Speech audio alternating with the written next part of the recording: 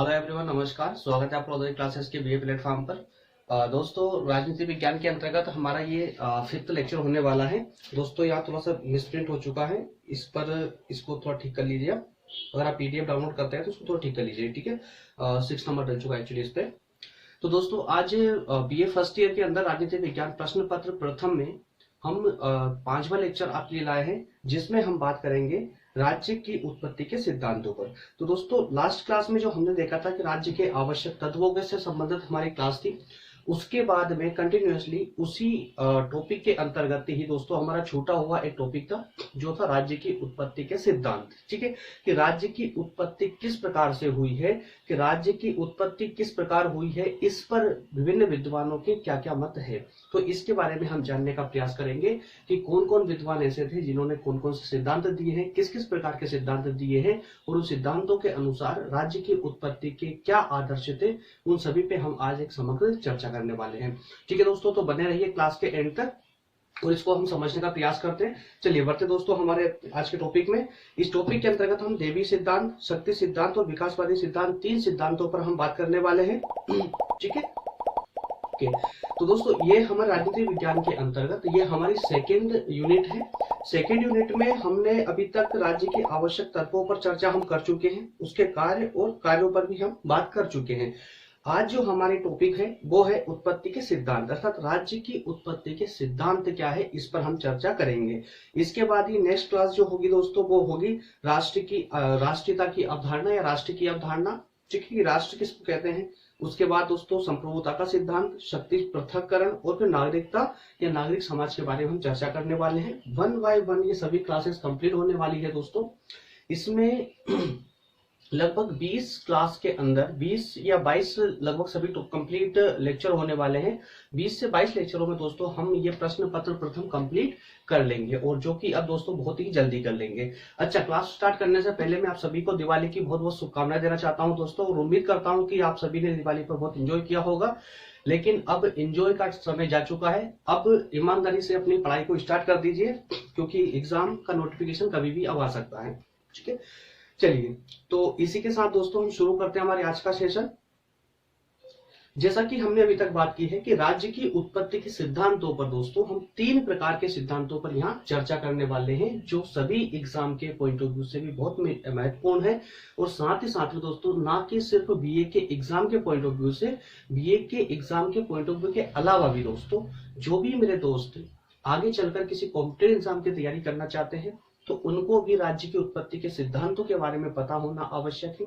इसके अलावा दोस्तों अगर आप बीए के बाद एमए की तैयारी करना चाहते हैं, एमए करना चाहते हैं, तो उसके लिए भी इस प्रकार की स्टडी आपके लिए बहुत आवश्यक है। क्योंकि राजनीतिक विज्ञान दोस्तों, राजनीतिक विज्ञान इसी के यही एक संविधान, जब हम आगे चलकर जब हम एमए में या फिर उसके बाद में किसी कॉम्पिटेटिव एग्जाम की जैसे यूपीएससी, एमपीपीएससी या कहीं दूसरे स्टेट की पीएससी की जब तैयारी करते हैं, तो उसमें दोस्तों एक सब्जेक्ट होता है हमारा संविधान, कॉन्स्टिट्यूशन का। ठीक है, प्रशासन व्यवस्था का। तो उसके अंतर्गत दोस्तों उसका जो बेसिक है ना, वो यही है बेसिक राजनीति विज्ञान। अगर हमें राजनीति विज्ञान का बेसिक अगर बहुत अच्छे से पता है, सारे कंसेप्ट अगर क्लियर है, तो हमें आगे चल करके प्रशासनिक व्यवस्था को पढ़ने में बिल्कुल भी प्रॉब्लम नहीं आने वाली है। इसी प्रकार से जब आप 3rd ईयर में जाते हैं दोस्तों, बीए 3rd ईयर में, तो वहां पर आपको एक लोक प्रशासन करके एक सब्जेक्ट देखने को मिलेगा। ठीक है, या किसी और स्टेट में तो दोस्तों 1st ईयर में भी आ चुका है लोक प्रशासन। तो इस प्रकार से जब उसको आप स्टडी करेंगे तो उसमें भी दोस्तों यही की पॉइंट होते हैं जो आपकी उस वक्त हेल्प करेंगे। ठीक है, तो राज्य की उत्पत्ति के सिद्धांतों के अंतर्गत 3 सिद्धांतों पर हम चर्चा करने वाले हैं, जिसमें प्रथम होगा देवी सिद्धांत। समझेंगे कि देवी सिद्धांत क्या होता है, किस प्रकार की अवधारणा है ये, क्या राज्य की उत्पत्ति के विषय में क्या कहता है ये सिद्धांत। ठीक है, इसके बाद शक्ति सिद्धांत, और फिर देखेंगे विकासवादी सिद्धांत, जो कि बहुत ही इंपॉर्टेंट है। ठीक है, तीनों सिद्धांत इंपॉर्टेंट थे, महत्वपूर्ण थे, इसी कारण से मैं तीनों सिद्धांतों पर फोकस कर रहा हूं और इन तीनों सिद्धांतों को लेकर आया हूं, जो मैं पूरी उम्मीद करता हूं कि सेशन के खत्म होते होते दोस्तों ये तीनों सिद्धांत आपको माइंड में रटे हो जाएंगे, कंप्लीट हो जाएंगे। आपको इससे ज्यादा आपको फिर पढ़ने की आवश्यकता नहीं रहेगी। एक बेसिक अंडरस्टैंडिंग जो होती है इस सिद्धांतों के अनुसार, एक व्यवहारिक और बेसिक जो अंडरस्टैंडिंग होती है वो मैं आपके माइंड में फिट कर दूंगा। ठीक है। चलिए, इन तीनों सिद्धांतों में दोस्तों हम जो बात करेंगे, सबसे पहले इसके अर्थ व्याख्या की बात करेंगे, उसके बाद हम इसकी विशेषताओं को देखने का प्रयास करेंगे और फिर लास्ट में देखेंगे आलोचनाओं को कि इस सिद्धांत में क्या कमियां थी, कुछ विद्वानों ने किस प्रकार से इसकी आलोचना की है, कौन से जो इसके टॉपिक थे या कहें कि कौन से कंसेप्ट थे या कौन कौन से वो विवेचनाएं थी जिनके माध्यम से अन्य विद्वान जो इस सिद्धांत का समर्थन नहीं करते हैं उन्होंने किस प्रकार से इसका जो है आलोचना की है, विरोध किया है, वो हम यहाँ देखने का प्रयास करेंगे। इसके अलावा शक्ति सिद्धांत में भी दोस्तों व्याख्या, विशेषताएं और आलोचना, इन तीनों पर हम बात करने वाले हैं। इसके बाद में दोस्तों एक महत्वपूर्ण सिद्धांत है विकासवादी सिद्धांत। और एक्चुअल में जो आज वर्तमान की धारणा है, वर्तमान में विकासवादी सिद्धांत को ही महत्व दिया जाता है, ना कि देवी सिद्धांत को और ना ही शक्ति सिद्धांत को। क्योंकि शक्ति सिद्धांत और देवी सिद्धांत जो हमारे प्रथम और द्वितीय सिद्धांत है, इन सिद्धांतों का आज के समय में तो कोई महत्व नहीं है, परंतु हमें प्राचीन व्यवस्था को पढ़ना बहुत आवश्यक होता है ना, कि प्राचीन जो व्यवस्था है हमको पता होती है कि प्राचीन समय से कौन सी धारणाएं चली आ रही है। जब उनका हमें बेसिक पता होता है तभी जाकर के हम वर्तमान की जो कंटिन्यूअसली चल रही जो धारणा है उसको हम समझ पाते हैं, ठीक है ना। तो इसके बाद में जो विकासवादी सिद्धांत के दोस्तों हम बात करेंगे, इसमें हम व्याख्या को देखेंगे, साथ परिभाषा को और सहायक तत्वों को, कि इस प्रकार के सिद्धांत के माध्यम से राज्य की उत्पत्ति हेतु कौन कौन से तत्व जो है आवश्यक है, कौन कौन से तत्व सहायक है, उन पर भी हम एक छोटी सी चर्चा करने वाले हैं, ठीक है। तो चलिए, इसके साथ ही दोस्तों हम वन बाय वन तीनों सिद्धांतों पर हम चर्चा करते हैं, शुरू करते हैं। मैं आपको अभी बता दूं दोस्तों कि ये लेक्चर थोड़ा सा लंबा हो सकता है, 1 से 1.5 घंटे का भी ये लेक्चर हो सकता है। प्लीज इस पर धैर्य बना करके और बने रहें, बहुत इंपॉर्टेंट लेक्चर ये होने जा रहा है, ओके। चलिए, सबसे पहले हम देख लेते हैं कि जब भी हम देवी सिद्धांत पर हम चर्चा करने वाले हैं दोस्तों। प्रथम सिद्धांत हमारा देवी सिद्धांत है। देवी सिद्धांत पर कौन कौन से क्वेश्चन, किस किस प्रकार के क्वेश्चन एग्जामिनर हमसे पूछ सकता है। तो एक क्वेश्चन है दोस्तों, मैं कुछ क्वेश्चन भी आपके लिए स्लाइड में ही लेके आ जाता हूं ताकि आपको कंफ्यूजन न रहे। जब टॉपिक पढ़ते रहे तो क्वेश्चन के अनुसार टॉपिक को पढ़ेंगे तो ज्यादा बेहतर रहेगा। एक्चुअली अगर आपके सामने पहले क्वेश्चन आ जाए और फिर आपको टॉपिक दिया जाए तो आप आसानी से उस क्वेश्चन का आंसर ढूंढने का प्रयास करेंगे। उस आंसर ढूंढने की जो प्रोसेस होगी ना, उसी में आप इस कंसेप्ट को भली भांति प्रकार से समझ पाएंगे, ठीक है। तो पहला क्वेश्चन है कि राज्य की उत्पत्ति के देवी सिद्धांत की व्याख्या कीजिए। तो देखिए यहाँ पर दोस्तों, इसके अंदर उसने व्याख्या पूछी है, देवी सिद्धांत की व्याख्या पूछी है। नेक्स्ट में है देवी सिद्धांत की उत्पत्ति की विशेषताओं का वर्णन कीजिए। नेक्स्ट में विशेषता है, अर्थात ये कि जब भी हम किसी सिद्धांत को पढ़ेंगे तो उसकी व्याख्या पर, विशेषता पर, और नेक्स्ट में है दोस्तों आलोचना। तो इन तीनों कंसेप्टों को हम पकड़ के रखेंगे। इन तीनों कंसेप्ट जहां जहां पर भी आएंगे हम इस पर विशेष फोकस करेंगे, ओके। चलिए, नेक्स्ट बात करते हैं हम इसकी व्याख्या की। अब शुरुआत होती है दोस्तों व्याख्या। चलिए, इसको पढ़ने से पहले सबसे पहले आप एक बेसिक से समझ लीजिए कि देवी सिद्धांत एक्चुअली क्या होता है। एक व्यवहारिक रूप से अगर हम समझने का प्रयास करें कि राज्य की उत्पत्ति का जो देवी सिद्धांत दिया गया था, ये देवी सिद्धांत एक्चुअल में होता क्या है। देवी सिद्धांत कुछ नहीं है दोस्तों, आपको अच्छे से याद भी है, पता भी है, सिर्फ उसको क्रम देना उसको जरूरी है ना। क्रम नहीं दे पाते आप उसका, तो बस आप इस लेक्चर के बाद में वो भी सीख जाएंगे। देवी सिद्धांत जो है दोस्तों एक ऐसी प्रकार की धारणा है जो प्राचीन समय में चली आ रही थी। हालांकि प्राचीन समय जब राज्य की उत्पत्ति हुई, ऐसा माना जाता है कि जब से राज्य की उत्पत्ति हुई है तब से देवी सिद्धांत को ही मान्यता मिली हुई थी। और प्राचीन समय से, प्राचीन काल से लेकर के मध्य युग तक, मध्यकाल तक, है ना, जैसे मुगल काल तक आप इतिहास के अंदर पढ़ते हैं, है ना, प्राचीन काल से मुगल काल तक, तो इस प्रकार के देवी सिद्धांत को ही मान्यता दी गई थी। ये देवी सिद्धांत है क्या? देवी सिद्धांत कुछ भी नहीं दोस्तों। देवी सिद्धांत के अंतर्गत राज्य की उत्पत्ति इस विषय पर आधारित है कि राज्य की उत्पत्ति किसी मनुष्य के द्वारा नहीं बल्कि ईश्वर के द्वारा हुई है। समझने का प्रयास करेंगे, पॉइंट को पकड़िए आप। राज्य की उत्पत्ति, राज्य अर्थात यहाँ पर एक पूरा एक देश है ना, ठीक है, एक सोसाइटी। राज्य की उत्पत्ति किसी मनुष्य द्वारा नहीं बल्कि ईश्वर के द्वारा हुई है। और राज्य का जो राजा होता है वो ईश्वर का प्रतिनिधि होता है। इसलिए प्रत्येक व्यक्ति को उस राजा की आज्ञा का पालन करना अनिवार्य है। अगर कोई व्यक्ति राजा की आज्ञा की अवहेलना करता है तो वो सिर्फ राजदोष का ही कारण नहीं होता है, साथ ही साथ में वो एक घृणित पाप भी करता है। ऐसी मान्यता काय में है दोस्तों, तो देवीय सिद्धांत के अंतर्गत है। ठीक है, तो कुल मिलाकर इतनी सी बात है कि जब राज्य की उत्पत्ति जहां व्यक्ति के द्वारा होती है, वहीं इस सिद्धांत के अनुसार इस चीज को ढूंढा दिया गया है और इस सिद्धांत के अनुसार बताया गया है कि राज्य की उत्पत्ति किसी व्यक्ति के माध्यम से नहीं, किसी समाज के माध्यम से नहीं, ना ही किसी संगठन के माध्यम से, बल्कि राज्य की उत्पत्ति ईश्वर के द्वारा हुई है। ठीक है, इतनी सी बात क्लियर है। ठीक है दोस्तों, अब इसको हम पढ़ेंगे तो अब आपको पूरा क्लियर हो जाएगा। राज्य की उत्पत्ति दोस्तों ये सबसे पुराना सिद्धांत है। जैसा कि मैंने अभी बताया कि प्राचीन समय से लेकर मध्यकाल समय तक दोस्तों ये हमारा देवी सिद्धांत ही चलता आ रहा था।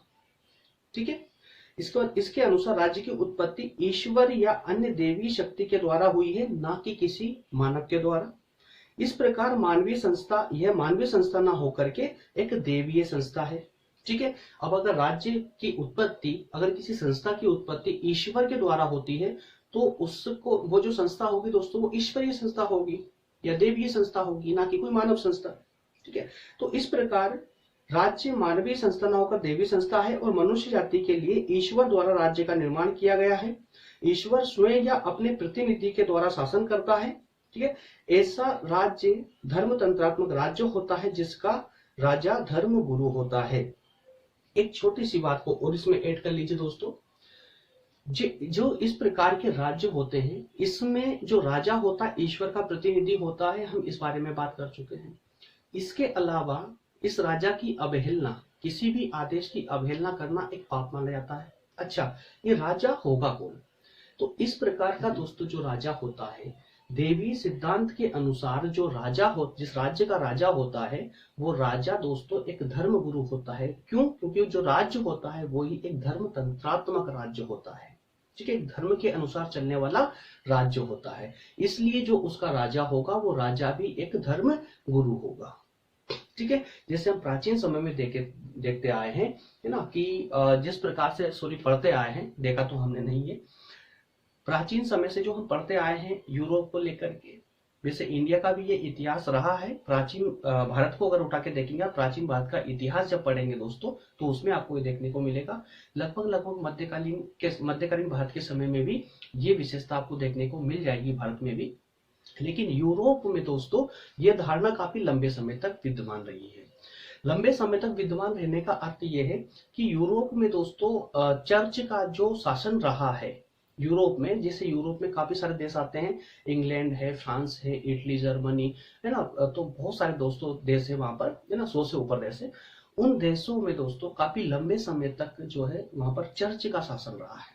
तो चर्च का जो फादर होते थे, जो धर्मगुरु, सबसे बड़ा धर्मगुरु होता था, वही उस राज्य का राजा हुआ करता था। ठीक है, तो इस प्रकार कहा गया है कि इस प्रकार का राज्य देवी सिद्धांत के अनुसार जिस राज्य की उत्पत्ति हुई है उस राज्य का राजा धर्मतंत्रात्मक गुरु होगा, धर्म गुरु होगा। ठीक है, ठीक है, नेक्स्ट आगे देखते हैं कि ऐसे राज्य में राजा अपने कार्य के प्रति केवल ईश्वर के प्रति उत्तरदायी होता था। दोस्तों बहुत ही इंपॉर्टेंट पॉइंट है ये। इस प्रकार का जो राजा होगा, धर्म तंत्रात्मक राज्य के अंदर जो राजा होता है, जो धर्मगुरु राजा होता है, वो किसी जनता के प्रति उत्तरदायी नहीं होता है। राजा क्या कर रहा है, क्या नहीं कर रहा है, या क्या उसको करना चाहिए, इसके लिए दोस्तों जनता उससे सवाल नहीं उठा सकती, नहीं पूछ सकती। अगर राजा गलत भी कर रहा है तो भी जनता को उसे स्वीकार करना पड़ेगा और जनता को यही मानना होगा कि अगर राजा गलत भी करता है तो भी वो जनता के ही हित में होता है। क्यों? क्योंकि ईश्वर कभी अपनी जनता के लिए बुरा नहीं करेगा। ठीक है, तो इस प्रकार की धारणा दोस्तों के अंतर्गत होती है और इसीलिए कहते हैं कि इस प्रकार के राज्य का जो राजा होता है वो सिर्फ और सिर्फ ईश्वर के प्रति उत्तरदायी होता है। अर्थात राजा गलत करे या सही करे इसका निर्णय या कहें कि इसका दंड सिर्फ उसको ईश्वर दे सकता है दोस्तों, जनता कोई सवाल खड़ा नहीं कर सकती। ओके, तो राजा की अवज्ञा ईश्वर की अवज्ञा कहलाती है, जो सिर्फ अपराध ही नहीं बल्कि एक पाप भी है। ठीक है। अतः इस सिद्धांत की मान्यता है कि ईश्वर ने जिस प्रकार संसार की अन्य वस्तुओं को लोगों के लिए बनाया है, उसी प्रकार दोस्तों राजा भी ईश्वर की ही कृति है, राजा भी ईश्वर के द्वारा ही बनाया गया है। ठीक है दोस्तों, ये थी एक छोटी सी व्याख्या, देवी सिद्धांत की छोटी सी व्याख्या। इसके अनुसार जो हमने अभी तक देवी सिद्धांत की व्याख्या के अंतर्गत जो डिस्कशन किया है, मेरे ख्याल से देवी सिद्धांत से संबंधित एक बेसिक कंसेप्ट आपके माइंड में क्लियर हो चुका होगा कि ये देवी सिद्धांत क्या है, राज्य की देवी सिद्धांत के अनुसार राज्य की उत्पत्ति किस प्रकार हुई है, ये कंसेप्ट आई थिंक अब तक आपका क्लियर हो चुका होगा। ठीक है, अगर आपका ये कंसेप्ट क्लियर हो चुका है दोस्तों, तो अब आपको विशेषताओं को समझने में बिल्कुल प्रॉब्लम नहीं आएगी, क्योंकि विशेषताओं का जो निर्माण होता है वो व्याख्या से ही होता है। अगर बेसिक अंडरस्टैंडिंग हमारे पास है इस किसी भी टॉपिक की, तो दोस्तों हम उसकी विशेषताओं को भी बता सकते हैं, हम उसके महत्व को भी बता सकते हैं, हम उसके गुण भी बता सकते हैं और दोष भी बता सकते हैं। और साथ ही साथ में अगर हमारा मानसिक विस्तार है दोस्तों, तो हम उसकी आलोचना भी सटीक रूप से कर सकते हैं, उसकी आलोचना करने में भी हम सक्षम होंगे। ठीक है, तो अगर व्याख्या क्लियर है दोस्तों, तो प्लीज विशेषताओं पर भी विशेष ध्यान दीजिए। अगर कहीं पर कंफ्यूजन हो तो प्लीज मुझे कमेंट करके जरूर बताइएगा, मैं आपका जो भी डाउट होगा मैं उसको सोल्व करने का प्रयास करूंगा। ठीक है, नेक्स्ट है दोस्तों विशेषता। तो विशेषता जैसे कि देखिए, विशेषता कुछ भी नहीं होती है, जो हम व्याख्या करते हैं, जो उसका हम अर्थ समझते हैं दोस्तों, उसी के कुछ पॉइंट होते हैं, उसी में से निकलती है हमारी विशेषताएं। ठीक है, तो विशेषताएं अर्थात कि इस प्रकार के जो सिद्धांत है, इस सिद्धांत में क्या विशेष बातें हैं, उस पर हम इसमें चर्चा करने वाले हैं। ठीक है, तो राज्य मानवीय संस्था ना होकर देवी संस्था है, ये हमने पढ़ा था व्याख्या के अंतर्गत कि जो देवी सिद्धांत के अनुसार जिस राज्य की उत्पत्ति हुई है, उस राज्य का दोस्तों, वो राज्य जो संस्था है दोस्तों, वो मानवीय संस्था ना होकर के वो किस प्रकार की संस्था है, देवी संस्था है। ठीक है, नेक्स्ट है राजा पृथ्वी पर ईश्वर का प्रतिनिधि है, वह केवल ईश्वर के प्रति ही उत्तरदायी होता है। लास्ट में हमने डिस्कस किया था, कोई कंफ्यूजन नहीं इसमें भी। नेक्स्ट है जनता का कर्तव्य है कि वह राजा की प्रत्येक आज्ञा का पालन करे, उसकी अवज्ञा नहीं कर सकता। राजा के किसी भी आदेश की अवज्ञा कोई जनता नहीं कर सकती, अवहेलना नहीं कर सकती। अगर जनता ऐसा करती है तो वो सिर्फ और सिर्फ अपराध ही ना हो करके वो एक घृणित पाप भी होता है ना। क्यों? क्योंकि राजा ईश्वर का प्रतिनिधि माना जाता है। तो अगर जनता राजा के खिलाफ अगर कोई आवाज उठाती है, जनता अगर राजा से कोई सवाल प्रश्न खड़ा करती है, तो दोस्तों वो राजा के खिलाफ नहीं बल्कि ईश्वर के खिलाफ माना जाता है। ठीक है, इस प्रकार से उसको एक पाप भी माना जाता है। नेक्स्ट है राजतंत्र पैतृक होता है। ठीक है, जो पिता से पुत्र को प्राप्त होता है। सिंपल सी बात है कि अगर धर्म तंत्र चलता आ रहा है दोस्तों, अगर धर्म तंत्र चल रहा है दोस्तों, तो एक प्रकार से पैतृक राज्य होगा।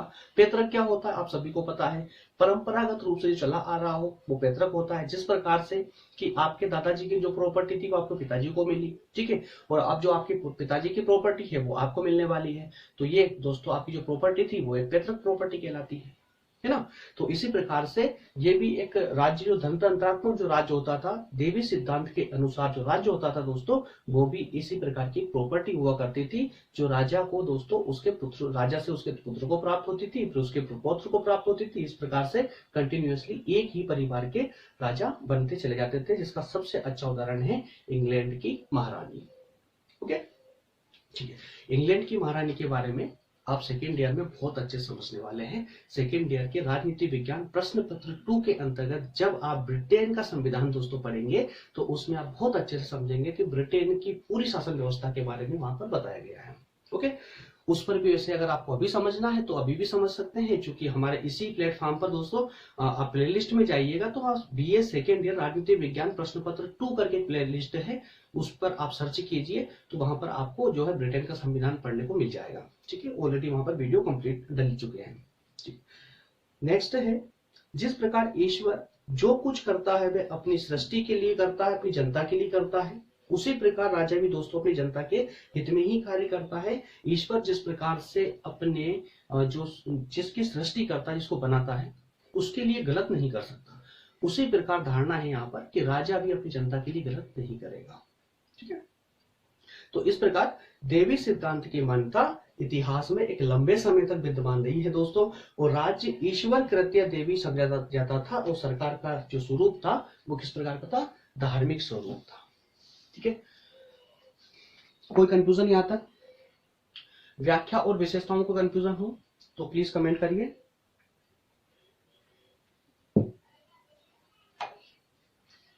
ओके, नेक्स्ट हम बात करेंगे दोस्तों आलोचनाओं की, देवी सिद्धांत की आलोचना। अब हम यहाँ देखेंगे कि देवी सिद्धांत चूंकि एक प्राचीन परंपरा थी, एक प्राचीन विचार था, एक बहुत पुराना विचार था। जब हम आधुनिक समय की बात करें या कहें कि मध्यकाल की भी अगर बात करें तो क्या इस प्रकार की धारणा आज भी व्यवहारिक है या नहीं? ठीक है, तो जो लोग व्यवहारिक मानते थे उनको तो हम कह सकते हैं कि वो देवी सिद्धांत का समर्थन करते हैं। ठीक है, और जो लोग इसको व्यवहारिक नहीं मानते हैं उनको हम कहेंगे दोस्तों आलोचक। तो जो व्यवहारिक नहीं मानते हैं, जो देवी सिद्धांत का समर्थन नहीं करते हैं, वो इस सिद्धांत की आलोचना करेंगे, है ना, इस सिद्धांत की कमियों को निकालकर सामने रखेंगे। तो दोस्तों जिस प्रकार से हमारे समर्थक हमारे लिए आवश्यक है, मैं रियल लाइफ में भी बताता हूं कि अगर हम रियल लाइफ की भी बात करें दोस्तों, तो रियल लाइफ में भी जिस प्रकार से हमारे समर्थक हमारे लिए आवश्यक होते हैं, उतने ही महत्वपूर्ण या कहें कि उससे ज्यादा महत्वपूर्ण हमारे लिए दोस्तों उस समय के आलोचक भी दोस्तों होते हैं, उतने ही इंपॉर्टेंट होते हैं। ठीक है, एक सेकेंड,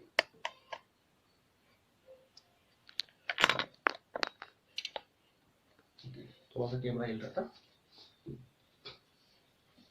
ओके, चलिए शुरू करते हैं अपनी आलोचनाओं को कि कौन कौन से विद्वान थे दोस्तों जो इस प्रकार की आलोचना मतलब जितने विद्वानों ने आलोचना की है देवी सिद्धांत की, उनके द्वारा कौन कौन से पॉइंट रखे गए हैं, किस किस प्रकार की बातें रखी गई जिसके माध्यम से उन्होंने इस सिद्धांत की आलोचना की है।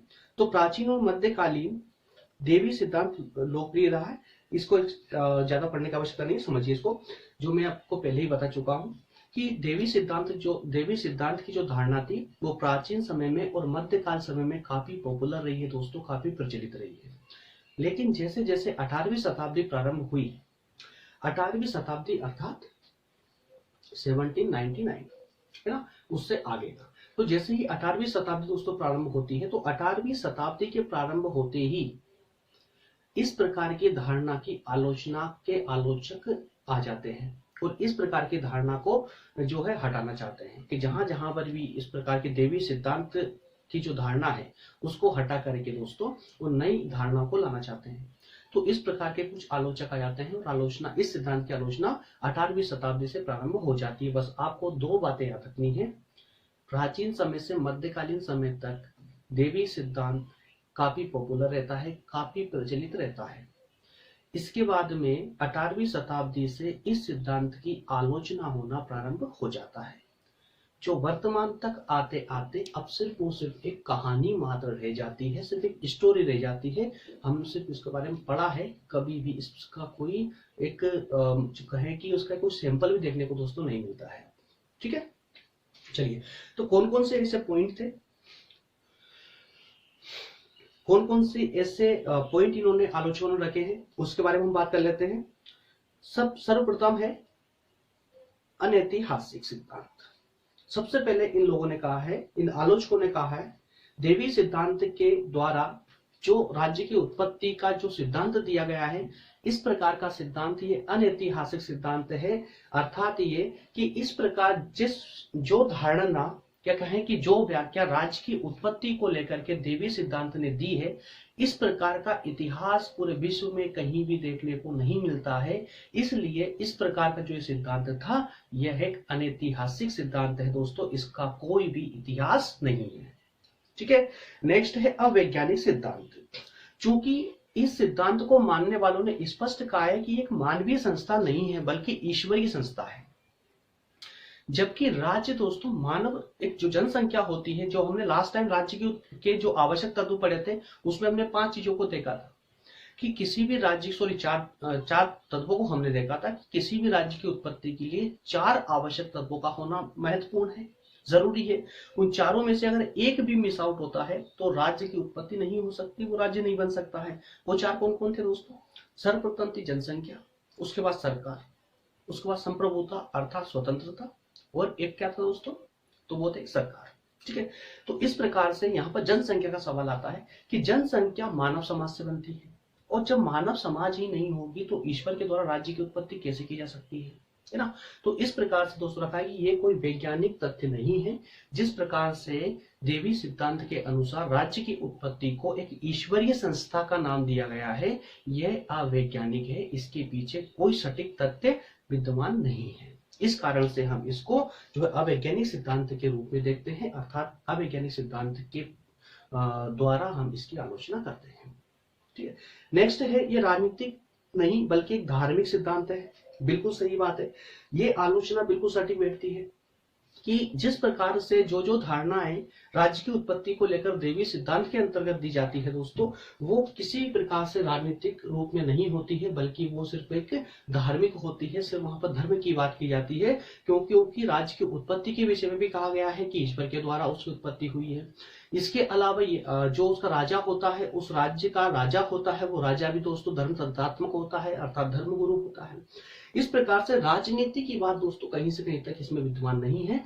इसी कारण से इसकी आलोचना भी इस माध्यम से की जा सकती है। नेक्स्ट है, राज्य एक मानवीय संस्था है। राज्य एक मानवीय संस्था है। आलोचकों का मानना है कि राज्य जो है देवी संस्था न होकर के मानवीय संस्था है। बिल्कुल सही बात है, क्योंकि राज्य जो बनता है, राज्य के आवश्यक तत्वों के अंतर्गत जनसंख्या सबसे महत्वपूर्ण एक तत्व है। ठीक है, अगर जनसंख्या नहीं होगी तो राज्य की उत्पत्ति संभव नहीं है। ठीक है, तो इसी पॉइंट को दोस्तों यहाँ आलोचकों ने उठाया है और कहा है कि राज्य एक मानवीय संस्था है, ना कि कोई देवीय संस्था। नेक्स्ट, रूढ़िवादी सिद्धांत। बिल्कुल रूढ़िवादी सिद्धांत है। क्यों? क्योंकि इसमें धर्म तंत्रात्मक है। इसमें दूसरी बात, इसमें पैतृक है ना, पैतृक रूप से ही सिद्धांत चला आ रहा है। इसके अलावा जो धर्मगुरु होगा वही इसका जो है राजा होगा। तो इस प्रकार से दोस्तों ये एक रूढ़िवादी सिद्धांत भी है। साथ में देवीय अधिकारों का समर्थक है ये, ना कि इसमें राजनीति जैसी कोई बातें नहीं है, राज्य से संबंधित कोई सटीक बातें नहीं है। ना इसमें लोकतंत्र की बात की जाती है, ना इसमें स्वतंत्रता की बात की जाती है, संप्रभुता की ना ही बात की जाती है। इस प्रकार जो राज्य के लिए आवश्यक बातें होती हैं, इस प्रकार की कोई बातें इस सिद्धांत के अंतर्गत नहीं की गई है। इसी कारण से दोस्तों ये जो है एक देवी अधिकारों का समर्थक है ना। और आधुनिक राज्य पर ये सिद्धांत लागू नहीं होते हैं। आज के जो आधुनिक राज्य है, जो वर्तमान के जितने भी राज्य है दोस्तों, उन पर ये देवी सिद्धांत लागू नहीं होता है। ये टोटल थी हमारे अभी तक की आलोचना है। तो अब मुझे बताइए, क्या देवी सिद्धांत के बारे में व्याख्या, विशेषताएं और आलोचना अब तक क्लियर हो चुकी है? इसमें अगर डाउट हो दोस्तों, तो मैं आपको 2 से 3 सुविधाएं देता हूं आपका डाउट क्लियर करने की। सबसे पहली सुविधा दोस्तों यही है कि आप कमेंट के माध्यम से मुझसे डाउट सेशन रखवा सकते हैं। कमेंट कीजिए, अपनी डिमांड बताइए कि आपको कहां पर क्या कंफ्यूजन है। अगर संभव हुआ तो दोस्तों मैं कमेंट के माध्यम से आपका डाउट सोल्व करने का प्रयास करता हूं। इसके अलावा व्हाट्सएप फैसिलिटी भी दोस्तों हम देते हैं। व्हाट्सएप नंबर आपको डिस्क्रिप्शन में मिल जाएंगे, वहां से आप हमारा व्हाट्सएप ग्रुप ज्वाइन कर सकते हैं। उसके द्वारा भी दोस्तों आपको जो है डाउट वहां से क्लियर कर दिए जाएंगे। अगर कुछ ऐसा डाउट है दोस्तों कॉलिंग के द्वारा करना है तो कॉलिंग के द्वारा भी हम उसको करने का प्रयास करते हैं।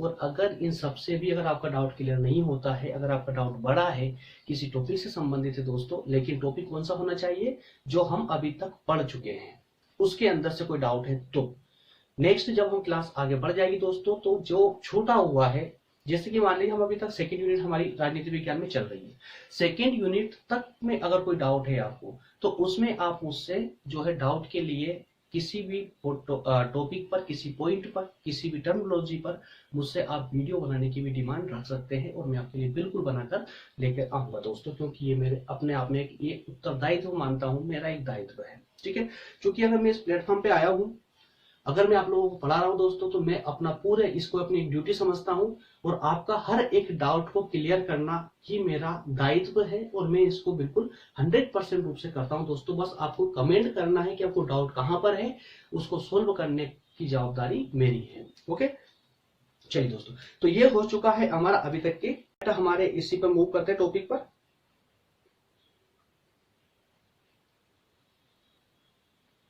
एक सेकेंड, शक्ति सिद्धांत।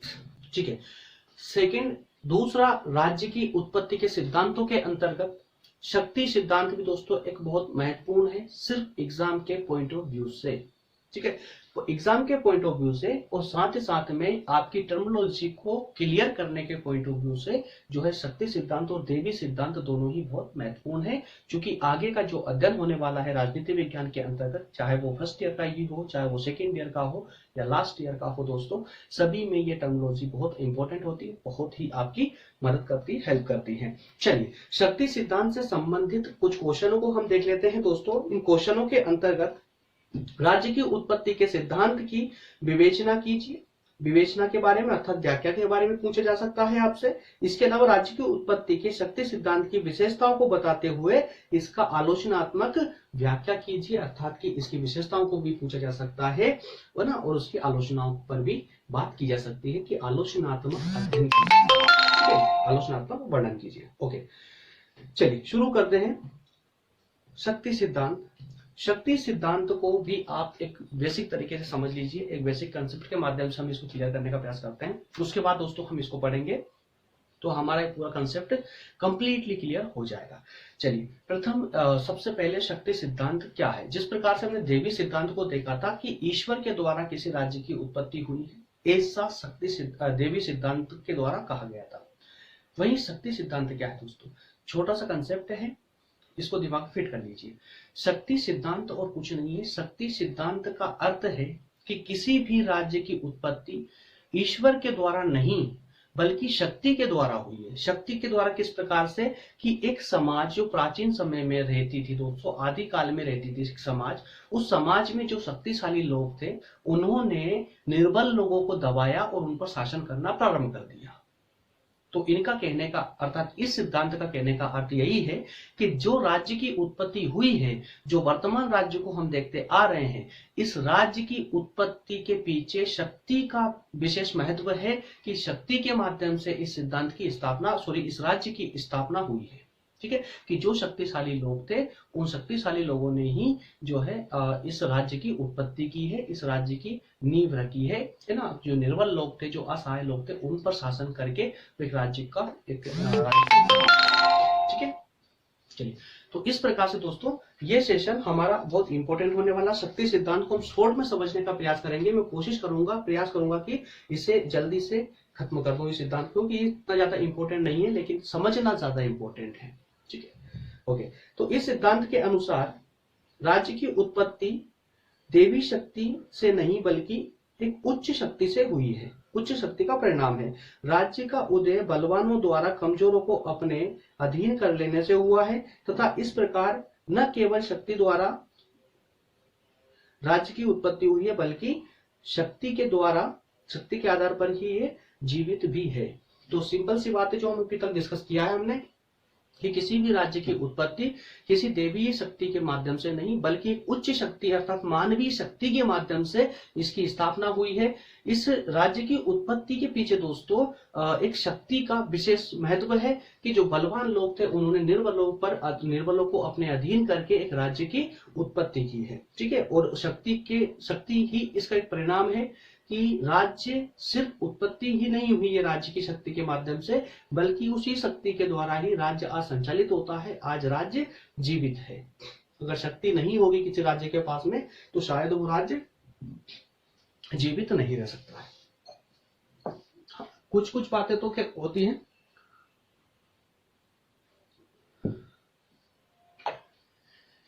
कोई भी देखो तो कोई भी सिद्धांत जब दिया जाता है तो सिद्धांत के पीछे कुछ ना कुछ एक सटीक रीजन जरूर होता है। ऐसा नहीं है कि सारी बातें हवा में कर दी जाए, कि सब कुछ ऐसी बातें कर दी जाए कि जिनका कोई एक्सिस्टेंस ही नहीं है। कुछ बातों का एक्सिस्टेंस होता है, कुछ बातों का एक्सिस्टेंस नहीं होता है, और जिन बातों का एक्सिस्टेंस नहीं होता है उन्हीं बातों को उठा करके आलोचक उसकी आलोचना कर मारते हैं। सिंपल और सीधी सी बात रहती है इसके अंदर। तो शक्ति का जो सिद्धांत है इसका सिर्फ एक ही लाइन अगर आप याद रख लेते हैं दोस्तों तो पूरे सिद्धांत पर आप बिल्कुल लिख सकते हैं आराम से। मैं मानता हूं कि अगर आपको व्यवहारिक रूप से इसका पता है कि शक्ति सिद्धांत क्या था या देवी सिद्धांत क्या था, अगर एक दो लाइन में भी अगर दोस्तों इसका अर्थ आपको पता है ना, तो आप आराम से इस क्वेश्चन को कर ले जाएंगे।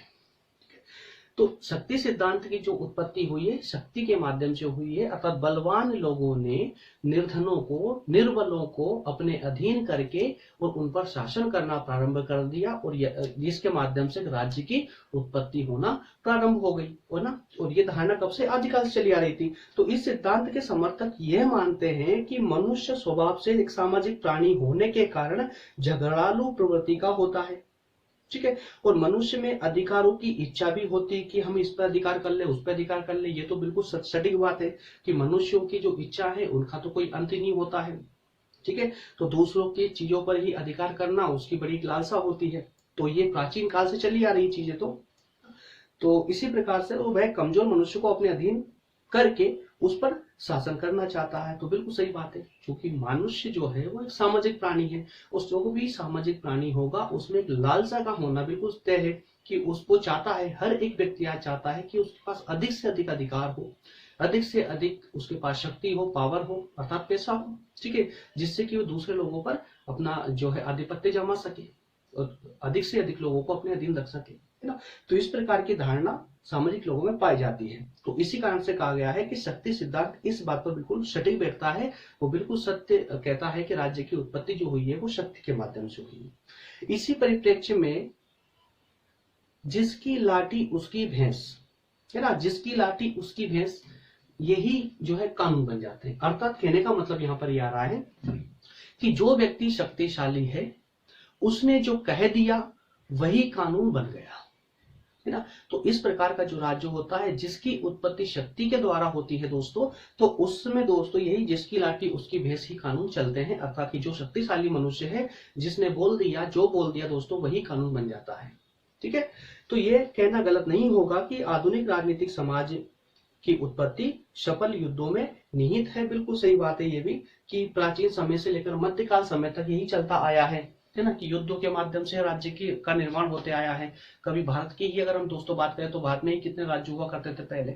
एक भारत एक समग्र राष्ट्र ना होकर के प्राचीन समय में देखा जाए, मध्यकाल में भी देखा जाए दोस्तों, तो पूरा भारत एक नहीं था बल्कि विभिन्न टुकड़ों में बटा हुआ था, और विभिन्न टुकड़े भी अपने आप में एक राज्य की विशेषताओं को धारण करते थे, ठीक है। तो इसके बाद में शक्ति सिद्धांत के अंतर्गत ही हम इसकी विशेषताओं के बारे में समग्र चर्चा करते हैं। अच्छा, इसकी व्याख्या में भी तक कोई डाउट है क्या? अगर इसकी व्याख्या अर्थात कि इसके जो टर्मिनोलॉजी जो अर्थ है इसमें अगर कोई डाउट हो तो प्लीज मुझे कमेंट कीजिएगा। इसके अलावा इसकी विशेषताएं, जैसे कि हमने पिछले लेक्चर में भी डिस्कस किया था कि जो विशेषताएं होती है, जो आलोचना होती है या फिर महत्व हो या गुण विशेषता कुछ भी हो दोस्तों, ये सब के सब कहां से उत्पन्न होते हैं? तो उसकी व्याख्या से उत्पन्न होते हैं, उसके अर्थ से उत्पन्न होते हैं। अगर आपको अर्थ का कंसेप्ट पूरा क्लियर है तो विशेषताओं में, महत्व में, गुण दोषों में या आलोचनाओं में कहीं से कहीं तक भी कोई कंफ्यूजन नहीं रहने वाली है। ओके, तो चलिए शुरू करते हैं इसकी विशेषताओं के बारे में। शक्ति सिद्धांत के अंतर्गत राज्य की उत्पत्ति में दोस्तों इसकी प्रकृति और समाज का जो मूल आधार है वो शक्ति है, और शक्ति ही यहाँ पर न्याय है, अर्थात जिसकी लाठी उसकी भैंस वाली कहानी है, ठीक है। और राज्य की उत्पत्ति शक्ति के द्वारा हुई है, सफल युद्धों में, अर्थात कह सकते हैं कि प्राचीन समय से ही दोस्तों युद्धों के माध्यम से ही एक राज्य का फैसला होते आया है, जो कहीं ना कहीं वर्तमान समय में भी कभी कभी आपको देखने को मिल जाता है। जिस प्रकार से वर्तमान में भी कहीं ना कहीं अभी भी युद्ध चल ही रहे हैं लगभग, ठीक है। आंतरिक और बाहरी दोनों रूप में आप इसको समझ सकते हैं। इसके अलावा राज्य की उत्पत्ति शक्ति द्वारा नहीं, वरन शक्ति द्वारा ही नहीं बल्कि राज्य के विकास में, या कहें कि राज्य के संचालित होने में या राज्य के जीवित रहने में भी शक्ति का एक बहुत बड़ा योगदान है। और शक्ति सिद्धांत के अनुसार युद्ध मनुष्य की सर्वोत्तम शक्ति का प्रतीक भी है। इसके बाद हम बात करेंगे इसकी आलोचनाओं की। मेरे ख्याल से विशेषताओं में आपको ज्यादा कोई कंफ्यूजन नहीं होगी दोस्तों, ज्यादा प्रॉब्लम नहीं होगी, क्योंकि सिंपल सा था। शक्ति सिद्धांत के अंतर्गत व्याख्या से ही इसकी सभी विशेषताओं का वर्णन किया जा सकता है। उसी प्रकार से जो है अब इसकी आलोचना कि किस किस प्रकार की बातें या किस किस प्रकार के इसमें कंसेप्ट, ऐसे कंसेप्ट हैं जो वर्तमान रूप से सटीक नहीं बैठते हैं। आज जब हम वर्तमान राज्य की बात करें तो वर्तमान राज्य के अंतर्गत ऐसी कौन सी बातें हैं या कौन से ऐसे कंसेप्ट हैं जो वर्तमान राज्य में सटीक नहीं बैठते हैं, और जो तत्व या जो कंसेप्ट आज के समय में सटीक नहीं बैठते हैं, हम उन्हीं कंसेप्टों को उठा करके जो है उसकी आलोचना कर देते हैं, ठीक है। तो इसी प्रकार से जिन विद्वानों ने शक्ति सिद्धांत का समर्थन नहीं किया है, अर्थात कि जिन विद्वानों ने जो है शक्ति सिद्धांत की आलोचना की है, उन्होंने ऐसी कौन कौन सी बातों को सामने रखा है, किन किन बातों के माध्यम से प्रूव करने का प्रयास किया है कि शक्ति सिद्धांत आज के लिए, वर्तमान के लिए सटीक रूप धारण नहीं कर सकता है, उसी को दोस्तों हम यहाँ बोलेंगे आलोचनाएं। तो आलोचनाओं के अंतर्गत हम 7 पॉइंटों के माध्यम से, 7 तत्वों के माध्यम से भली भांति प्रकार से इसकी आलोचना को समझने का प्रयास करेंगे, जिसमें पहला, राज्य की उत्पत्ति केवल शक्ति के द्वारा नहीं हुई है। हाँ, इस बात को माना जा सकता है, अर्थात मैं नहीं बल्कि आलोचक मान रहे इस चीज को। जो भी मैं यहाँ आलोचनाओं में बात कर रहा हूं दोस्तों, मैं आलोचना नहीं कर रहा हूं, बल्कि जो विद्वान थे जिन्होंने पहले आलोचना की है इस कंसेप्ट की, उनके माध्यम से मैं बोल रहा हूं। तो कहीं ना कहीं यह तो माना जाता है कि राज्य की उत्पत्ति बिना शक्ति के संभव नहीं है। राज्य की उत्पत्ति करना है तो शक्ति से ही शुरू होती है, शक्ति के माध्यम से संचालित होती है राज्य की उत्पत्ति, और राज्य संचालित भी शक्ति के माध्यम से होता है। राज्य सुरक्षित भी शक्ति के द्वारा ही रहता है और राज्य जीवित भी शक्ति के द्वारा ही रहता है, ठीक है। लेकिन साथ ही साथ में हम ये भी नहीं कह सकते हैं कि राज्य की उत्पत्ति पूर्ण रूप से शक्ति के माध्यम से हुई हो, ये संभव नहीं है। ऐसा संभव नहीं है कि राज्य की उत्पत्ति केवल और केवल शक्ति के द्वारा ही हुई हो, ठीक है। नेक्स्ट है, राज्य का आधार केवल शक्ति नहीं, तो राज्य की उत्पत्ति केवल शक्ति के द्वारा नहीं हुई है, या केवल वर्ड लगा हुआ है, केवल शब्द है। उसी प्रकार से राज्य का आधार केवल शक्ति नहीं है, वही न्याय और नैतिकता का विरोधी भी है ये सिद्धांत। जब हम सिर्फ और सिर्फ शक्ति की बात करते हैं दोस्तों, तो शक्ति के साथ कहीं ना कहीं हम एक निरंकुशता की बात करते हैं। अगर सर्वशक्तिमान कोई राजा होता है तो 100%, 100% ये इस बात को गलत नहीं ठहराया जा सकता कि वो राजा निरंकुश नहीं हो सकता है। जैसे आज हम देख सकते हैं उत्तर कोरिया का शासक, ठीक है, चूंकि एक वो निरंकुश राजा है। इस प्रकार के कई सारे ऐसे राज्य आज भी विद्यमान है जिनकी आलोचना इस आधार पर की जा सकती है कि जिस प्रकार से जिस राजा को सर्वशक्तिमान है, जो जिस राजा के पास में जो है अनियमित रूप से शक्तियां प्राप्त है, वो निरंकुश होगा, अर्थात अनैतिक होगा, और न्याय वहां उस राज्य में न्याय विद्यमान नहीं होगा, अर्थात कि शक्ति का सिद्धांत न्याय और नैतिकता का विरोधी है, ठीक है। नेक्स्ट, प्रजातांत्रिक मूल्यों का विरोधी भी है दोस्तों। जब न्याय और नैतिकता का विरोधी होगा तो सिंपल सी बात है, प्रजातांत्रिक मूल्यों का भी विरोधी होगा। प्रजातांत्रिक मूल्यों का विरोधी अर्थात ये कि जहां पर जनता की इच्छाओं को कोई महत्व प्राप्त ना हो, जनता की इच्छाओं को कोई महत्व प्राप्त ना हो, वही होता है प्रजातांत्रिक मूल्य, है ना। और प्रजातांत्रिक मूल्य अर्थात जनता की इच्छाएं, ठीक है। और जब जनता की इच्छाओं को महत्व नहीं दिया जाएगा दोस्तों, तो वो प्रजातांत्रिक मूल्यों के विरोधी ही वो सिद्धांत होगा। इसके अलावा शक्ति सिद्धांत निरंकुशता को प्रेरित करता है। बिल्कुल सत्य बात है कि शक्ति के माध्यम से जब राज्य की स्थापना होती है, जब राज्य की उत्पत्ति होती है, वो सिर्फ और सिर्फ शक्ति के द्वारा ही उस राज्य का संचालन होता है दोस्तों। तो वहां पर कभी भी याद रखिएगा कि वहां न तो जनता की इच्छाओं को महत्व दिया जाएगा, न ही वहां पर सटीक रूप से न्याय प्राप्त होगा। किसी प्रकार का कोई विशेष ऐसा कानून नहीं होगा जो कि जनता को उनके कुछ अधिकार दिला पाए, ठीक है। इस प्रकार से राजा वहां पर अपनी मनमानी करेगा और एक निरंकुश राजतंत्र की स्थापना वहां पर हो जाएगी। इसके अलावा योग्यतम ही जीवित रहेगा, रहने का सिद्धांत में योग्यतम की अपेक्षा दोस्तों यहाँ पर मानूंगा कि शक्तिशाली ही जीवित रहेगा, इसका सिद्धांत है ये। योग्यतम में काफी सारी चीजें आती है कि योग्य व्यक्ति, तो योग्य व्यक्तियों में दोस्तों जरूरी नहीं कि वो शक्तिशाली ही हो, ठीक है। तो इस शब्द की जगह में यहाँ पर शक्तिशाली व्यक्ति इस्तेमाल करूंगा। शक्तिशाली व्यक्ति ही जीवित रहेगा का सिद्धांत बिल्कुल सत्य बात है कि यहाँ पर कहा गया है कि जो राज्य की उत्पत्ति हो रही है वो एक शक्तिशाली व्यक्ति एक निर्बल व्यक्ति पर जो है अधिकार करके उस पर शासन करने का प्रयास करता है। क्यों करता है? क्योंकि मनुष्य को हम एक सामाजिक प्राणी मानते हैं और सामाजिक प्राणी होने के कारण ही उसमें एक लालसा होती है दूसरों पर अधिकार करने की, अधिक से अधिक शक्तिशाली बनने की, है ना। तो वही जो एक लालसा होती है, जो एक इच्छा होती है उसकी, जो एक अनंत इच्छा होती है दोस्तों, वही उसी इच्छा के कारण से ही वहां पर वो जो निर्बल लोग होते हैं उन पर अधिकार जमाने का प्रयास करता है। और इसी कारण से कहा जा सकता है कि जो शक्तिशाली होगा वही जीवित रहेगा, निर्बल लोगों का कोई जीवन नहीं होगा, ठीक है। इसके अलावा जो सबसे इंपॉर्टेंट पॉइंट है 7 नंबर पॉइंट, विश्व शांति का विरोधी का सिद्धांत। विश्व शांति विरोधी का सिद्धांत है दोस्तों। अगर हर राज्य की उत्पत्ति, हर राज्य का संचालन, हर राज्य का विकास केवल और केवल शक्ति के माध्यम से हुआ, तो ऐसी दुनिया में विश्व शांति संभव नहीं है। और इसके उदाहरण दोस्तों देखने को मिल सकते हैं, प्रथम विश्व युद्ध और दूसरा विश्व युद्ध। दोनों विश्व युद्ध अगर कहीं हुए हैं तो किस कारण से हुए, उन एक कारणों में से एक इंपॉर्टेंट कारण दोस्तों ये शक्ति का सिद्धांत भी कहीं ना कहीं देखने को मिलता है।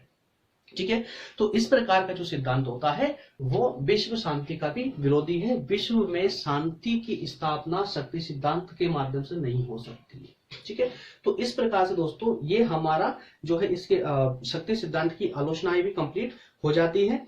इसके बाद में हम बात करेंगे विकासवादी सिद्धांत की। वो शुरू करते हैं दोस्तों। सबसे पहली जो समस्या थी दोस्तों कि राज्य की उत्पत्ति कैसे हुई है, सबसे प्रथम समस्या थी कि राज्य की उत्पत्ति कैसे हुई है। तो कुछ विद्वानों ने माना है कि देवी सिद्धांत के द्वारा राज्य की उत्पत्ति हुई है।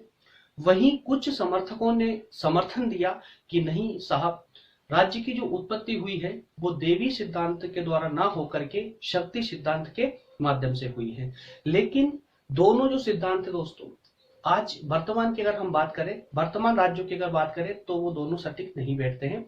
इसी कारण से कुछ अन्य जो समर्थक थे, कुछ अन्य विद्वान थे, उनके द्वारा एक अन्य सिद्धांत दिया गया और उस सिद्धांत का ही नाम था विकासवादी सिद्धांत। राज्य की उत्पत्ति का विकासवादी सिद्धांत। ओके, चलिए इस सिद्धांत को हम एक व्यवहारिक रूप से समझने का प्रयास करते हैं। जिस प्रकार से हमने राज्य की उत्पत्ति का देवीय सिद्धांत को समझा था, व्यवहारिक रूप से एक या दो लाइन में उसका अर्थ समझने का प्रयास किया था, उसी प्रकार से हमने शक्ति सिद्धांत के बारे में भी समझने का प्रयास किया था। सेम परिप्रेक्ष्य में, उसी परिप्रेक्ष्य में दोस्तों हम विकासवादी सिद्धांत को भी एक व्यवहारिक रूप से समझने का प्रयास करते हैं कि एक्चुअल में ये क्या है, इसकी धारणा क्या है।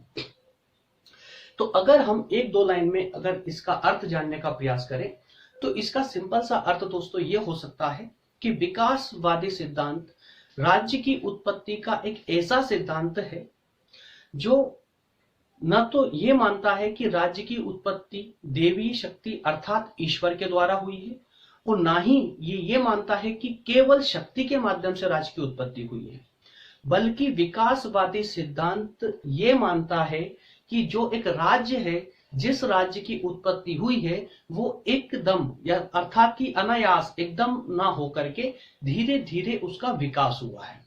कहने का मतलब सिंपल सा ये है कि जो राज्य उत्पन्न हुआ है वो एकदम नहीं हुआ, बल्कि उसका स्टेप बाय स्टेप उसका एक विकास हुआ है, धीरे धीरे विकसित हुआ है।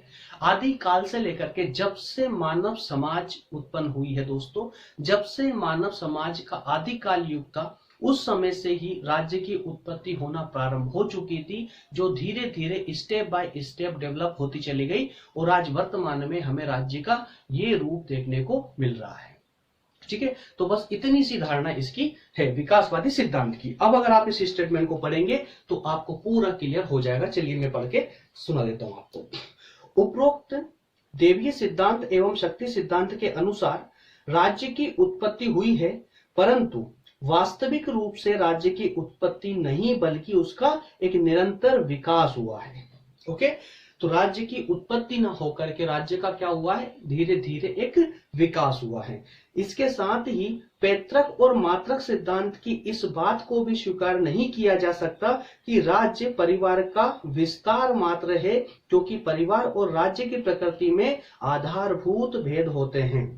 मतलब ये कि ये जो सिद्धांत है, ये जो विकासवादी सिद्धांत है दोस्तों, ये बिल्कुल भी ये नहीं मानता है कि राज्य की उत्पत्ति हुई है, बल्कि ये विकास हुआ है। और साथ ही साथ में ये भी नहीं मानता है दोस्तों कि परिवार और राज्य दोनों एक ही इकाई है, बल्कि इन दोनों में डिफरेंस है। परिवार एक अलग चीज है, वहीं राज्य एक अलग चीज है। ठीक है, तो राज्य का जिस प्रकार से विकास हुआ है, उसका परिवार की तरह राज्य का विकास नहीं हुआ है, बल्कि राज्य का एक स्टेप बाय स्टेप राजनीतिक रूप से विकास हुआ है। ठीक है, और क्योंकि परिवार और राज्य की प्रकृति में आधारभूत भेद है, ये क्रमिक रूप से विकसित एक ऐतिहासिक संस्था है दोस्तों। राज्य की उत्पत्ति, राज्य का जो विकास है, इसका एक इतिहास मिलता है। जिस प्रकार से हमने देवी सिद्धांत का अध्ययन किया था उसमें देखा था कि ये अनैतिहासिक सिद्धांत है। उसकी आलोचना में देखा था हमने कि देवी सिद्धांत अनैतिहासिक है, अर्थात कि देवी सिद्धांत का कोई एक स्पष्ट इतिहास नहीं देखने को मिलता है, लेकिन राज्य का एक इतिहास देखने को मिलता है। आदिकाल में राज्य कुछ और था, उसके आगे जैसे कि हम प्राचीन काल की जब बात करते हैं दोस्तों, तो उस प्राचीन काल के अंतर्गत भी कई खंड हमें देखने को मिलते हैं। उन विभिन्न खंडों में, प्राचीन काल के विभिन्न खंडों में राज्य कुछ अलग स्वरूप धारण करता था। वहीं मध्यकाल आते आते राज्य का स्वरूप बदल जाता है और वो काफी डेवलप हो जाता है। और उसके बाद में दोस्तों जब आधुनिक समय जैसे कि वर्तमान समय है, इसमें आते आते राज्य का स्वरूप पूर्णतः चेंज हो जाता है। तो इसका अर्थ क्या हुआ कि राज्य ने जो विकास किया है वो एक आधारभूत विकास का एक क्रम रहा है, जिसके अनुसार राज्य का विकास हुआ है, ना कि राज्य की उत्पत्ति हुई है। ठीक है, तो ये एक क्रमिक विकसित एवं एक ऐतिहासिक संस्था है। राज्य विकास का परिणाम है, ना कि उत्पत्ति का। ओके, तो इस सिद्धांत के अनुसार राज्य का विकास एक लंबे समय से चला आ रहा है। आदिकालीन समाज से क्रमिक विकास करते करते इसने वर्तमान का राष्ट्रीय स्वरूप को धारण कर लिया है। ठीक है, राज्य की उत्पत्ति बहुत प्राचीन और इतिहास से परे असभ्य समाज से हुई है। तो ये विकासवादी जो सिद्धांत है ये भी स्वीकार करता है कि जो राज्य की उत्पत्ति हुई है दोस्तों, जो राज्य का विकास हुआ है, ये आज का नहीं बल्कि हजारों लाखों सालों से ये इसकी उत्पत्ति का, इसका जो विकास का क्रम है वो कंटिन्यूअसली चला आ रहा है। ठीक है, तो दोस्तों इस से संबंधित कुछ प्रश्न है वो भी हम देख लेते हैं कि राज्य की उत्पत्ति के विकासवादी सिद्धांत की आलोचनात्मक व्याख्या कीजिए। तो इस खंड से संबंधित आपसे क्वेश्चन किया जा सकता है कि इसकी आलोचना भी आपसे पूछी जा सकती है। वहीं राज्य का विकास हुआ है, निर्माण नहीं, व्याख्या कीजिए। देखिए अब यहां पर एक अलग से क्वेश्चन डाल दिया गया है कि राज्य का विकास हुआ है, ना कि राज्य की उत्पत्ति हुई है। जब आपसे डायरेक्टली वहां क्वेश्चन पूछा जाएगा कि राज्य का विकास हुआ है ना कि उत्पत्ति, तो आपके दिमाग में एकदम क्लिक होना चाहिए कि यार ये कहीं ना कहीं विकासवादी सिद्धांत की बात कर रहा है। क्यों? क्योंकि देवीय सिद्धांत तो राज्य की उत्पत्ति पे विश्वास रखता था कि राज्य की उत्पत्ति ईश्वर के माध्यम से हुई है। वहीं शक्ति सिद्धांत बोलता था कि राज्य की उत्पत्ति शक्ति के द्वारा हुई है। एकमात्र सिद्धांत है विकासवादी सिद्धांत जो ये मानता है कि राज्य की उत्पत्ति नहीं हुई है, बल्कि धीरे धीरे उसका क्रमिक रूप से विकास हुआ है ना। तो ये क्वेश्चन भी इसी से संबंधित हो दोस्तों, तो इसमें भी हमें इसकी व्याख्या लिख देंगे तो ये क्वेश्चन का आंसर यहाँ पर सटीक हो जाएगा, मिल जाएगा। राज्य के विकास, नेक्स्ट क्वेश्चन है राज्य के विकास के सिद्धांत की परिभाषा। तो यहाँ पर परिभाषा पूछ ली गई जिसका हम आगे डिस्कस करने वाले हैं। ओके, नेक्स्ट विकासवादी सिद्धांत की परिभाषा। तो दोस्तों इसमें हमें सिर्फ एक विद्वान है, बर्गेश। तो बर्गेस की परिभाषा अगर हमें याद हो जाती है तो ये भी हमारे लिए पर्याप्त होगा। बर्गेस जी बोलते हैं विकासवादी सिद्धांत को लेकर, जो इसके काफी बड़े समर्थक हैं, कि राज्य मानव समाज का निरंतर विकास है।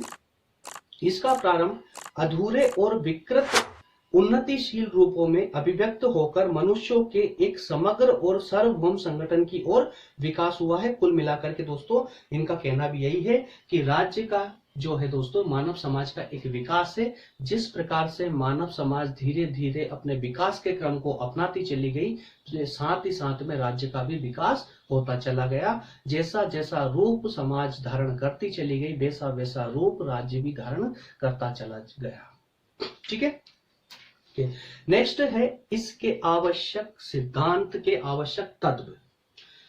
विकासवादी सिद्धांत कौन से आवश्यक तत्वों पर निर्भर करता है? कौन से ऐसे तत्व है दोस्तों, आवश्यक तत्व है जिन पर विकासवादी सिद्धांत निर्भर करता है? किसके कौन से तत्व है जिनके माध्यम से विकासवादी सिद्धांत अपना रूप धारण करता है? तो वो उसके अंतर्गत दोस्तों हम 6 पॉइंटों का अध्ययन करने वाले हैं। उससे पहले हम कुछ इसके लेकर के कुछ 2 क्वेश्चन मैंने यहाँ पर लिखे हैं, जरा इस पर ध्यान दीजिए। राज्य की उत्पत्ति के विभिन्न तत्वों पर संक्षिप्त विवरण लिखिए। तत्व अर्थात यही आवश्यक तत्व जिसमें ये 6 पॉइंट जाते हैं। है ना, इसके बारे में आपको पता होना चाहिए। नेक्स्ट क्वेश्चन, राज्य की उत्पत्ति हेतु कौन कौन से तत्व आवश्यक भूमिका निभाते हैं। बस बात वही है, कंसेप्ट वही है, सिर्फ उसको पूछने का एक तरीका अलग है। ठीक है, ओके। तो दोस्तों, ये जो रक्त संबंध मनुष्य की स्वाभाविक सामाजिक प्रवृत्तियां, धर्म, शक्ति, आर्थिक गतिविधियां या राजनीतिक चेतना, ये 6 पॉइंट हैं। इन 6 पॉइंटों पर 1 बाय 1 हम डिस्कस करने वाले हैं, जिसमें सबसे पहले हम देखेंगे रक्त संबंध। ठीक है, तो राज्य का विकास किस परिप्रेक्ष्य में हुआ है, इसको लेकर के दोस्तों सबसे जो आवश्यक तत्व है वो है रक्त संबंध। ठीक है, यह सर्वमान्य तथ्य है कि सामाजिक संगठन का सबसे पुराना रूप रक्त संबंध पर आधारित था और रक्त संबंध एकता का पहला और दृढ़ बंधन रहा है। मतलब ये कि दोस्तों, इस बात को लगभग सभी विचारक जो है इस बात से सहमत थे कि राज्य के विकास में जो सबसे इम्पोर्टेंट योगदान रहा है तो वो योगदान रहा है रक्त संबंध का। रक्त संबंधों का अर्थात ये होता है दोस्तों कि समाज में जो परिवार के लोग होते हैं, उस परिवार में जो रक्त संबंधी जो लोग हैं, है ना, परिवार के जो लोग हैं, उनका जैसे जैसे विकास हुआ है वैसे वैसे ही राज्य का भी विकास होता चला गया है दोस्तों। इसी प्रकार से आंग्ल अर्थात की जैसे यूरोपीय कुछ एक कहावत है कि खून पानी से ज्यादा गाढ़ा होता है, अर्थात ये कि जो कार्य पानी नहीं कर सकता वो खून कर सकता है। इसका पीछे का छुपा हुआ अर्थ ये है कि जो राज्य के विकास में जो अन्य लोगों का सहयोग नहीं रहता है, उससे ज्यादा सहयोग दोस्तों रक्त संबंधियों का रहता है, पारिवारिक लोगों का रहता है। ठीक है, हम इसको एक परिवार से अगर बाहर निकल के बात करें तो एक राष्ट्र के अंदर भी, एक राज्य के अंदर भी हम बात कर सकते हैं कि एक राज्य के विकास में उस राज्य में रहने वाले लोगों का सहयोग अधिक रहेगा, ना कि अन्य राज्य या अन्य संस्था में रहने वाले लोगों का। ठीक है, तो ये इस बात से क्लियर हो जाता है। तो दोस्तों से साथ में आधारित प्रारंभिक समय में जो बात उन्हें पास लाती थी और एक दल में संगठित होने के लिए प्रेरित करती थी, वह सामान्य उत्पत्ति में विश्वास ही था और परिवार सबसे पुराना और सबसे निकट रक्त संबंधी की इकाई थी। इसको एक शुद्ध भाषा में सिंपल तरीके से समझने का प्रयास करें। सिंपल भाषा इसकी हो जाती है कि रक्त संबंध अर्थात ये कि किसी भी राज्य के उत्पत्ति के विकास में, राज्य के विकास में रक्त संबंधों का जो है अधिक महत्व होता है। कारण ये रहता है दोस्तों कि जिस प्रकार से एक परिवार की जो एक इकाई होती है, परिवार के डेवलपमेंट में परिवार का जो एक विकास में परिवार के लोगों का जो सबसे ज्यादा सहयोग होता है, उसी प्रकार से एक राज्य के विकास में भी उस राज्य के जो लोग हैं दोस्तों, उनके विकास का भी काफी महत्व रहता है। ठीक है, सिर्फ इतनी सी बात समझने लायक थी इसके अंतर्गत। ठीक है, नेक्स्ट है कि मनुष्य की सामाजिक प्रवृत्ति। मनुष्य की सामाजिक प्रवृत्ति आप सभी जानते हैं कि मनुष्य एक सामाजिक प्राणी होता है। ठीक है, जो निरंतर अपने विकास के क्रम में लगा रहता है, जो निरंतर अपना विकास करना चाहता है, और उसी विकास के परिप्रेक्ष्य में दोस्तों जब जब वो अपना विकास करेगा तो उसकी एक संस्था का विकास होगा, पूरी समाज का विकास होगा, और जैसे जैसे समाज का विकास होता चला जाएगा वैसे वैसे राज्य का भी रूप परिवर्तित होता चला जाएगा, वो भी डेवलप होता चला जाएगा। ये होता है मनुष्य की सामाजिक प्रवृत्ति। तो इसको पढ़ के देख लेते हैं। मनुष्य स्वभाव से ही सामाजिक और राजनीतिक प्राणी रहा है। समूह में रहने की प्रवृत्ति ने ही राज्य को जन्म दिया है। अरे भाई, जब कुछ आदि काल में जो लोग रहते थे उनको इकट्ठा रहने की आदत नहीं थी, उनको रहना नहीं आता था। वो एक भ्रमणशील प्रजाति हुआ करती थी। ठीक है, भटकते थे, है ना, और जहाँ खाना मिलता था उसमें खाना खाते थे, जहाँ लगता था उनको वहीं रुक जाते थे। मतलब कि कहने का मतलब कि पूरा संसार ही उनका घर था।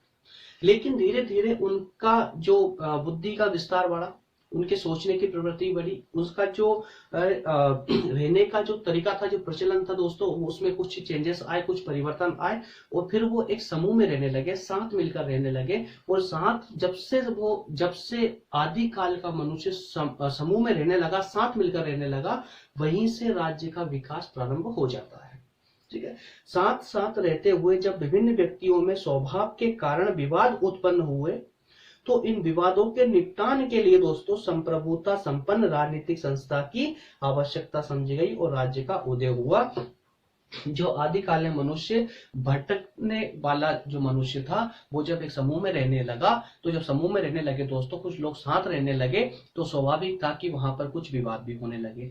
और उन विवादों को निपटाने के लिए, उन विवादों के समाधान के लिए एक संगठन की आवश्यकता पड़ी। और जैसे जैसे वो संगठन बनने लगा दोस्तों, उसी संगठन ने राज्य का रूप धारण कर लिया। ठीक है, तो ये था आदिकाल की कहानी। और उसी चीज को अगर आज आप देखोगे दोस्तों, तो आज वो संविधान के रूप में परिवर्तित हो चुका है, वो संगठन संविधान के रूप में परिवर्तित हो चुका है, या फिर कहें कि सीआरपीसी के रूप में परिवर्तित हो चुका है, या आईपीसी के रूप में, सीपीसी के रूप में। इस प्रकार के कई सारे ऐसे दोस्तों कानून है जो हमारी आज की समाज की समस्याओं का समाधान करते हैं, और एक न्यायालय के माध्यम से।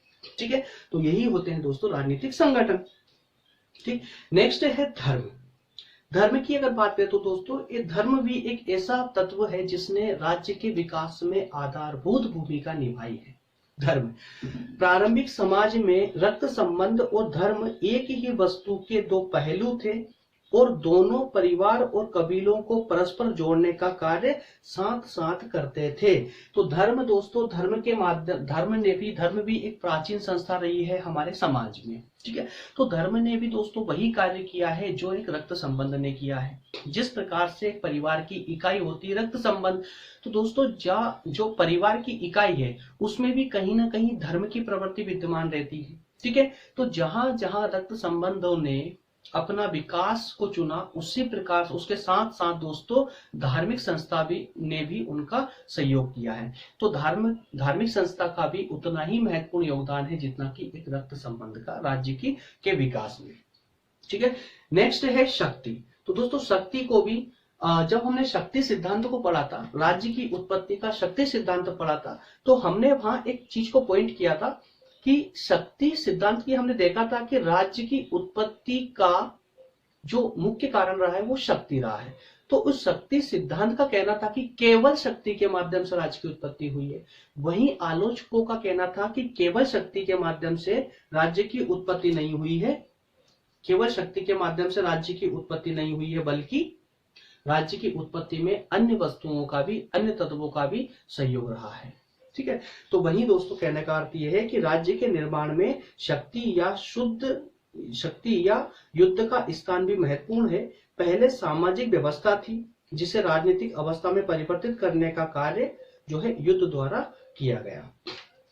तो हमने सिर्फ शक्ति सिद्धांत को पूरी तरह से निग्लेक्ट नहीं किया था, पूरी तरह से नहीं ठुकराया था, बल्कि ये कहा था कि राज्य की उत्पत्ति में केवल शक्ति सिद्धांत के माध्यम से राज्य की उत्पत्ति नहीं हुई है। केवल शक्ति सिद्धांत का जो है इसमें स्थान नहीं है, भूमिका नहीं रही है। शक्ति के सिद्धांत अर्थात शक्ति के साथ ही साथ में और भी कुछ तत्व हैं जिनका जो है राज्य की उत्पत्ति में महत्वपूर्ण योगदान रहा है। जैसे अभी हमने बात की कि रक्त संबंधों का भी इसमें महत्वपूर्ण योगदान है, वही धर्म का महत्वपूर्ण योगदान है, उसी प्रकार से दोस्तों भी शक्ति का भी इसमें महत्वपूर्ण योगदान है। ठीक है, नेक्स्ट है आर्थिक गतिविधियां। आर्थिक गतिविधियां जैसे कि आप खुद समझते हैं दोस्तों कि अगर हम आज की वर्तमान की बात करें तो वर्तमान में आज डिजिटलाइजेशन जमाना हो चुका है, डिजिटलाइजेशन हो चुका है। ठीक है, अब जहां ये डिजिटल दुनिया है, क्या ये प्रारंभिक समय से ही ऐसी रही होगी? इसमें भी काफी सारे चेंजेस आए हैं, काफी परिवर्तन हुए हैं, है ना। तो जो प्रारंभिक काल था, जो आखेट का समय था दोस्तों, उससे लेकर के आज का डिजिटल जमाना है ना, इसमें जितने भी परिवर्तन हुए हैं, जितने भी परिवर्तन देखने को मिले हैं, आदि काल से लेकर वर्तमान तक के जितने भी परिवर्तन हमें देखने को मिले हैं, उन सभी परिवर्तनों का भी एक विशेष भूमिका रही है। और उसमें सबसे बड़ी जो भूमिका रही है वो रही आर्थिक गतिविधियों की, कि मानव समाज ने निरंतर अपनी आर्थिक गतिविधियों में परिवर्तन किया है दोस्तों। आर्थिक परिवर्तन जो है एक विकास की विशेष अवधारणा रही है ना। आर्थिक गतिविधियों के माध्यम से ही उसने अपना विकास कंटिन्यूसली किया है, जिससे कि राज्य का भी धीरे धीरे विकास कंटिन्यूसली होता चला गया। तो आखेट अवस्था में जो प्रारंभिक अवस्था थी दोस्तों, उसी को आखेट अवस्था बोलते हैं, है ना। में मनुष्य की आजीविका का साधन क्या था? शिकार करना। जब प्रारंभिक मनुष्य था, शुरुआत का मनुष्य था, उसका मेन जो आजीविका का साधन क्या था उसका, तो वो था शिकार करना, है ना। मतलब मनुष्य का जो जीवन था वो अस्थिर और असंगठित था। पहले शुरू में लोग जो है संगठित रूप से समूह बनाकर नहीं रहते थे, ठीक है, एक तरह से कह सकते हैं कि जानवरों की प्रवृत्ति पाई जाती थी मनुष्यों के अंदर। नेक्स्ट उसके बाद में पशुपालन अवस्था, जब आखेट अवस्था रही है ना, जब पर वो आखेट अवस्था के एंड में है ना, उसके समापन के दौर में जब वो समूह में रहने लगे, तो दोस्तों समूह में रहने के बाद में उन्हें कुछ कुछ तत्वों, कुछ वस्तुओं की आवश्यकता होने लगी, तो वहीं से फिर पशुपालन का दौर शुरू हुआ। तो पशुपालन अवस्था में मनुष्य ने पशु पालकर अपना गुजारा करना प्रारंभ करा, और इस अवस्था में भी इनका जो जीवन था वो भ्रमणशील ही रहा। समूह में रहने तो लग गए थे, लेकिन फिर भी ये पूरा समूह का समूह ही भ्रमणशील रहता था, एक जगह स्थायी रूप से नहीं रहता था। तो इस प्रकार से आर्थिक जो है गतिविधियों में परिवर्तन आया। तो पहले आकेट अवस्था आई, उसके बाद पशुपालन अवस्था आई दोस्तों।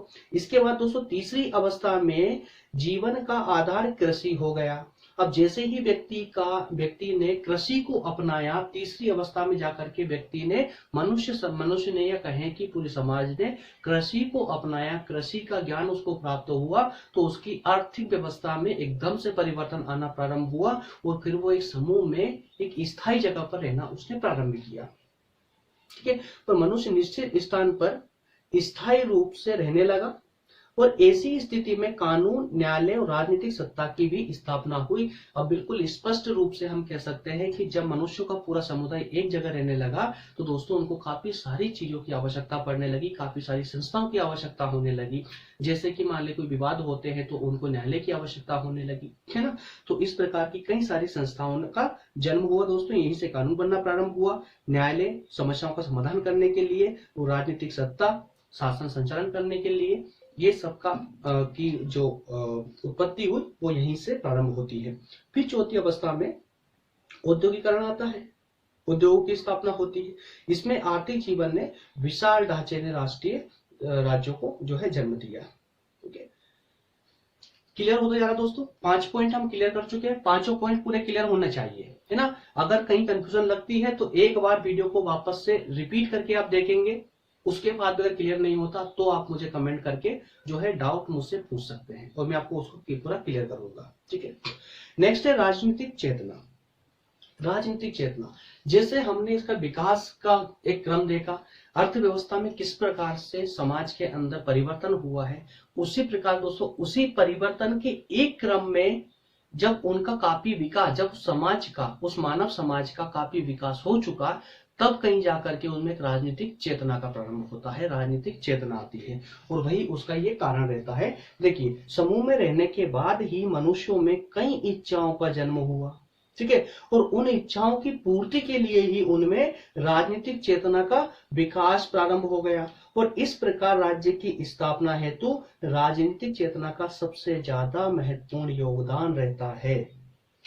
ठीक है, कि जब मनुष्य धीरे धीरे समाज में रहने लगा, जब मिलकर रहने लगे, तो कई प्रकार के संगठनों का जो है जन्म हुआ, और उन संगठनों के माध्यम से दोस्तों इनमें एक राजनीतिक चेतना का प्रचार हुआ, राजनीतिक चेतना का प्रसार हुआ, और जब इनकी राजनीतिक चेतना बढ़ने लगी, तो उसी राजनीतिक चेतना का कारण रहा है कि राज्य धीरे धीरे और विकसित होने लगा, है ना, राज्य की उत्पत्ति प्रारंभ हो गई।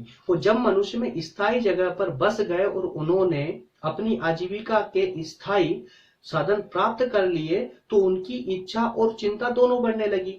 ठीक है, कि जो साधन उनके पास में है उन्हें कोई अन्य व्यक्ति ना हड़प ले, कोई अन्य राज्य ना हड़प ले, और परिणाम स्वरूप ही दोस्तों कुछ नियमों की आवश्यकता अनुभव की गई।